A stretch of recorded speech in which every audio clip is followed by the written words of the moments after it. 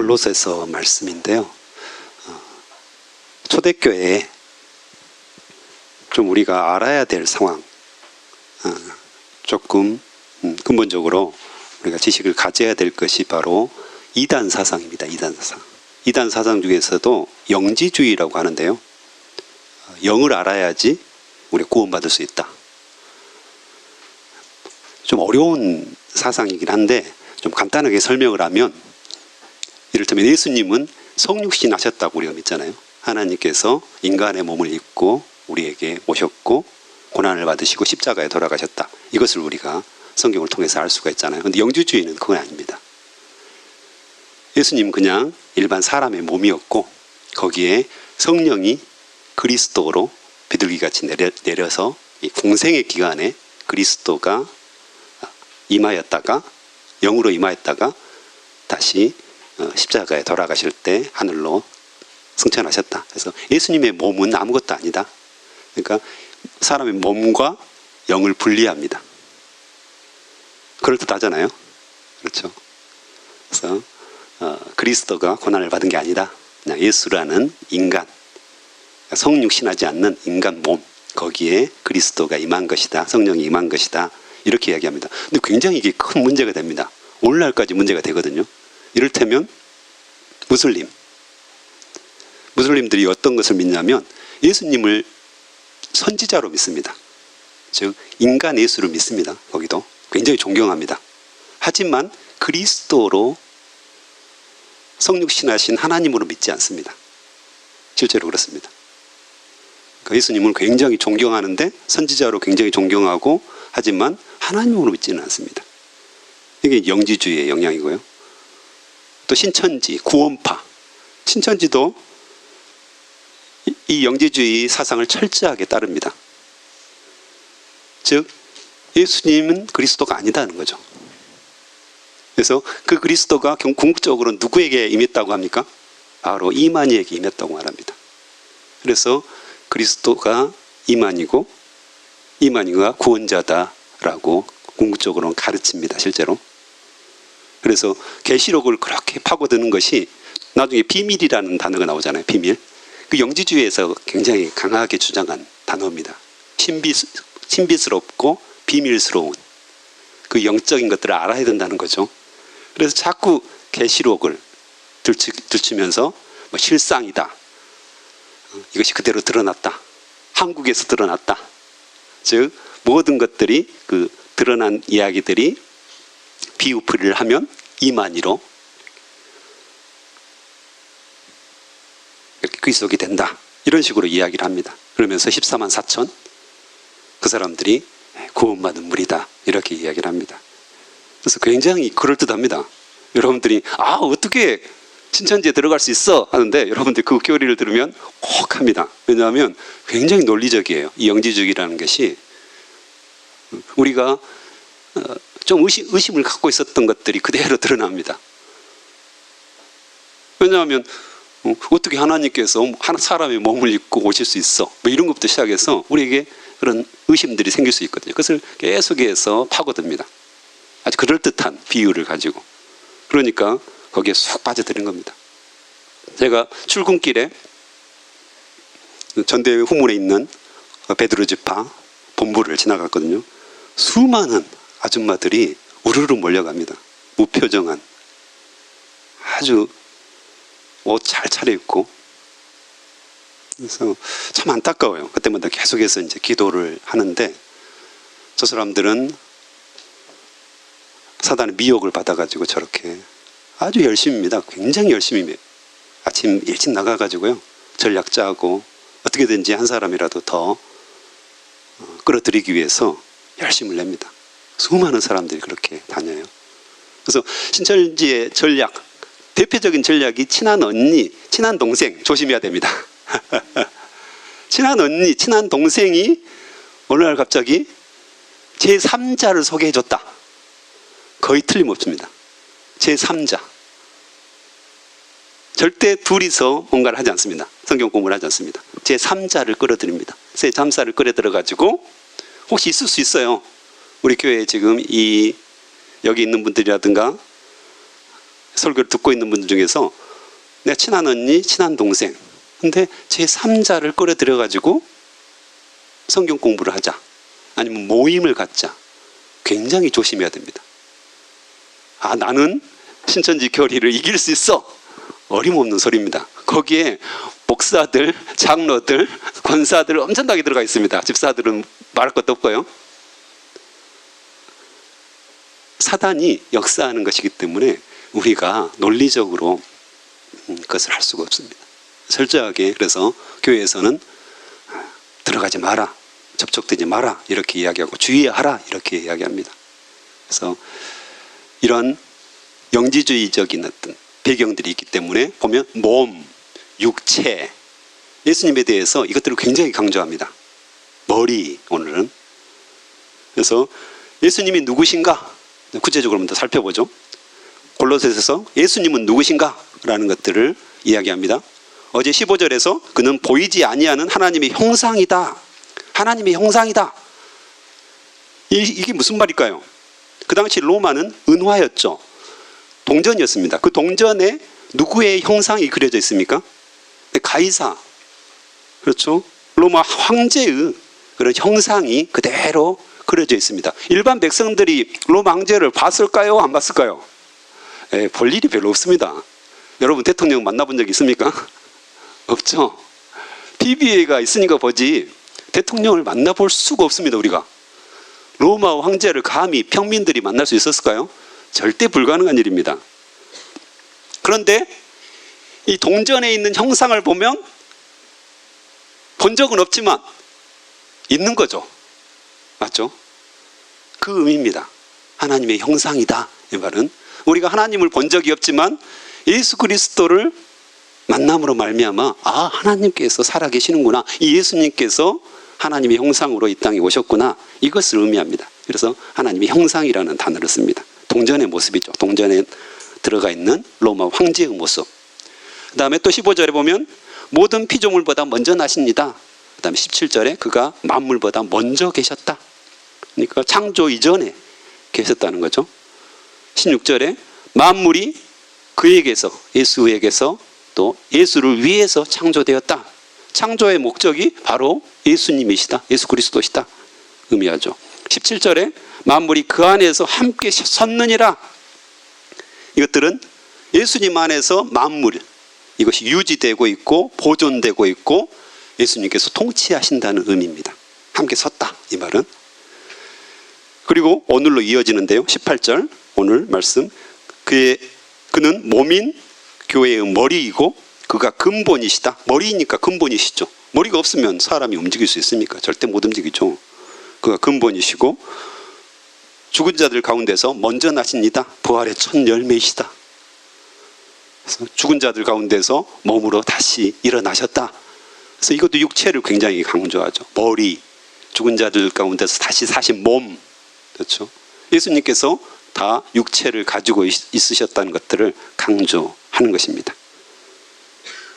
그리고 19절에 보면 아버지께서는 모든 충만으로 예수 안에 거하게 하시고, 아멘. 예수님께서 이 땅에 계시면서 하나님의 충만이었다는 것입니다.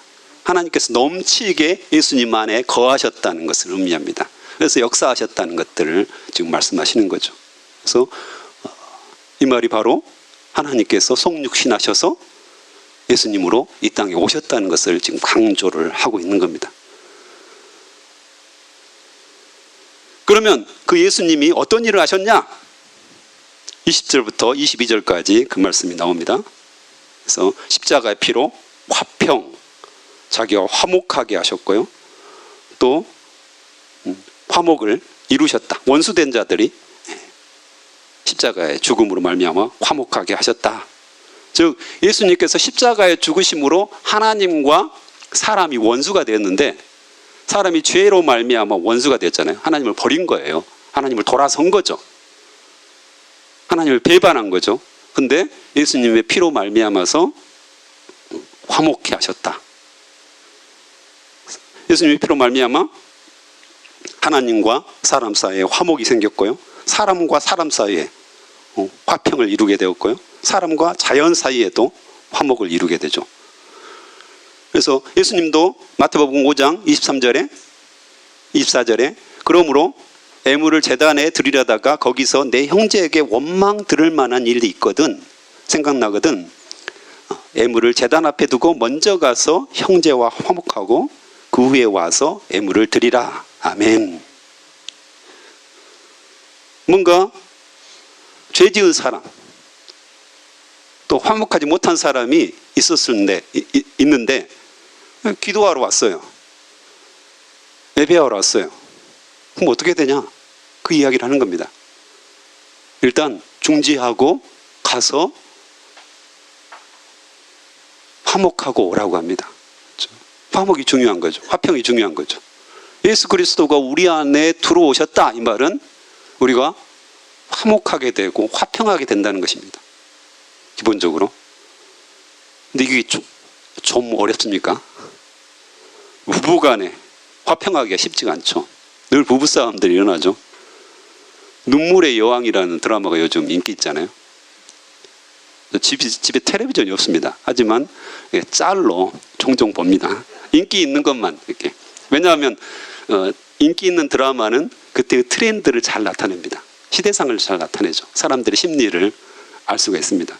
거기에 이제 자세히 한번 살펴보는데 대사가 있는데 3년차 부부가 무슨 포옹을 하고 뭐 이런 게 있어요. 그러니까 결혼 3년차 되면 애정도 식고 특별하게 막 감정들이 이제 다 식는 거죠. 그 이야기를 해요. 그래서 공감이 된다. 그 생각이 안 드셨어요?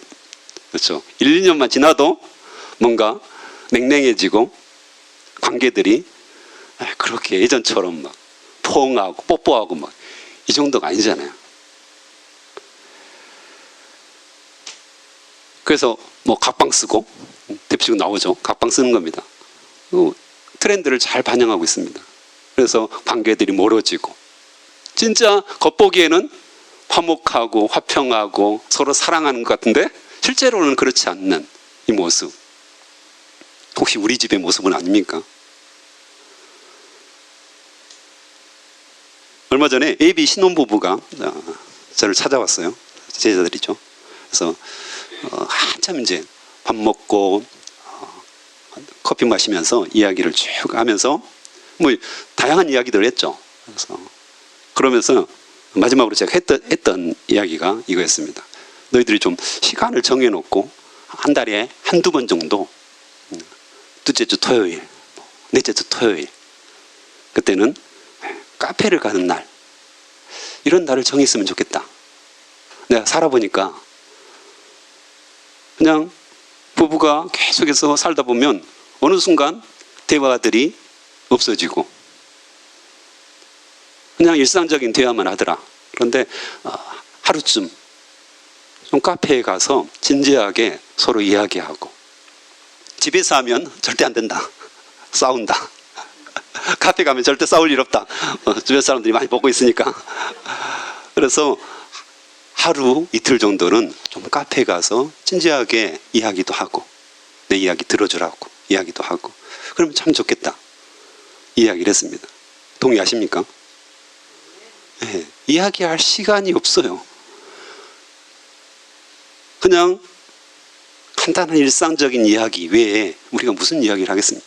그때 좀 진지하게 시간을 따로 내어서 장소를 따로 바꿔서 하루에 한 달에 한 번 정도, 두 번 정도 우리가 함께 이야기만 할 수 있다면 부부관계가 훨씬 좋아질 것 같아요.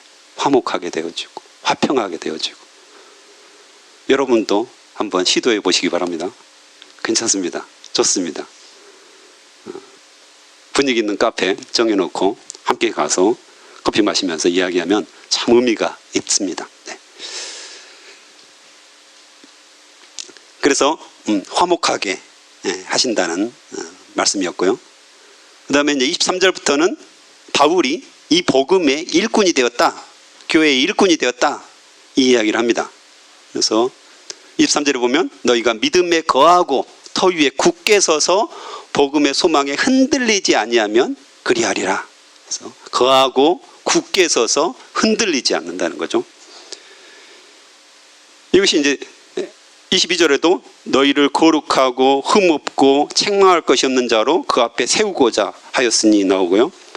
28절에도 우리가 그를 전파하여 각 사람을 권하고 모든 지혜로 각 사람을 가르침은 각 사람을 그리스도 안에서 완전한 자로 세우려 함이니. 아멘. 사람이 세워지고 믿음의 사람으로 세워지고 예수님의 제자로 세워지고 완전한 자로 세워지고 흔들리지 않고 믿음 안에 굳게 거하는 거, 이것이 바울이 복음의 일꾼으로, 교회의 일꾼으로 선 이유라고 이야기합니다.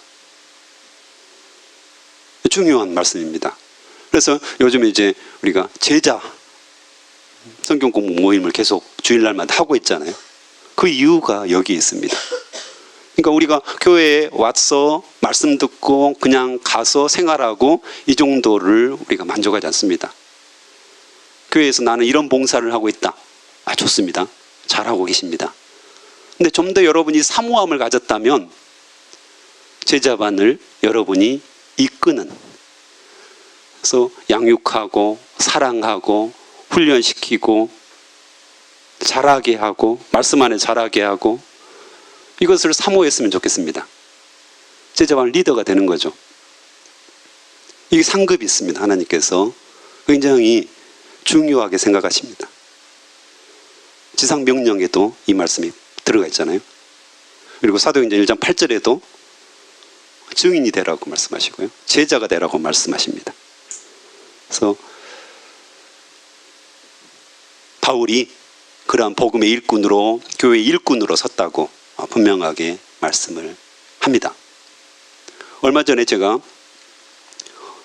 온라인 줌으로 졸업생들 성경 공부 모임을 계속 한다고 했지 않습니까? 그 중에 이제 한 지체가 계속해서 이제 줌으로 이야기를, 의정부에서 하는데요, 이야기를 쭉 하다가 자기가 중고등부 때 어떤 선생님을 만나가지고 굉장히 변화되었다고, 예수님을 인격적으로 만나게 되었고 하나님을 사랑하고 예수님을 사랑하게 되었다, 이 이야기를 하는 거예요. 쭉 이제 이야기를 하다가 그 선생님을 목사님도 잘 아십니다. 이렇게 이야기를 하는 거예요. 깜짝 놀랐죠. 누구지? 전주 예수병원에서 일하고 있는 김아무개 의사라고 이렇게 이야기를 한 겁니다. 근데 그 친구가 제가 필리핀에서 한국으로 철수해가지고 첫 제자였거든요.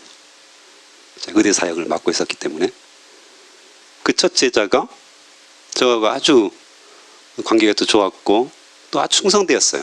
그래서 말씀도 잘 흡수하고 모임도 늘 나오고 함께 숙모임이라고 하는데 제자 숙모임을 계속해서 했죠.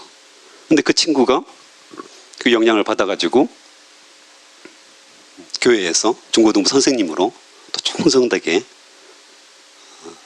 다른 사람들 양육하고 훈련했던 거예요.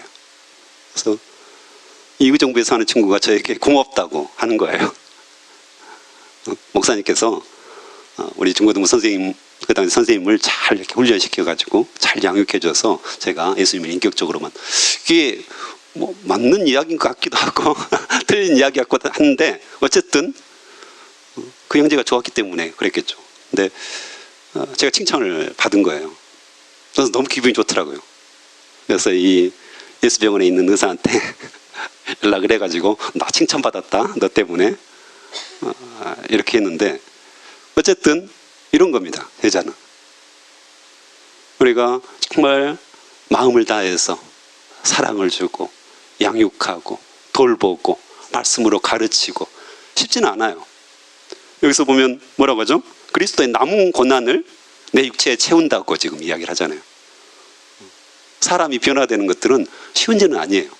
근데요, 우리가 전도해서 또 제자반 식구들을 사랑으로, 섬김으로 양육하고 복음으로 가르치고 같이 눈물을 흘려주고 정말 마음을 다해서 예수님의 마음을 품고 그 사람을 양육했을 때 또 그 사람이 다른 사람을 양육하고 다른 사람을 제자로 만들고, 이걸 예수님께서 원하셨다는 겁니다. 지금도 원하시고 계시고요. 그래서 하나님께서 여러분을 늘 도전하셔요. 예수님의 제자가 되어줘라. 제자 낳는 제자가 되어주지 않겠니? 물론 여러 가지 봉사 중요하고 소중합니다. 하지만 여러분들이 한 단계 더 사모함을 갖는 것이 있다면 나도 제자로 서서, 예수님의 제자로 서서 다른 사람을 가르쳐 지키게 하는, 다른 사람을 양육하는 이런 사람이 되어야 되겠다. 그런 사모함이 있었으면 좋겠고, 그런 기도 제목들이 여러분 기도 제목에 꼭 들어갔으면 좋겠습니다. 바울이 그러한 사람이었습니다. 복음의 일꾼이 되었고요, 교회의 일꾼이 되었고, 그리스도의 남은 고난을 그의 몸된 교회를 위하여 내 육체에 채우노라. 하나님께서 풍성한 은혜를 우리에게 부어주실 줄로 믿습니다. 네, 함께 기도하시겠습니다.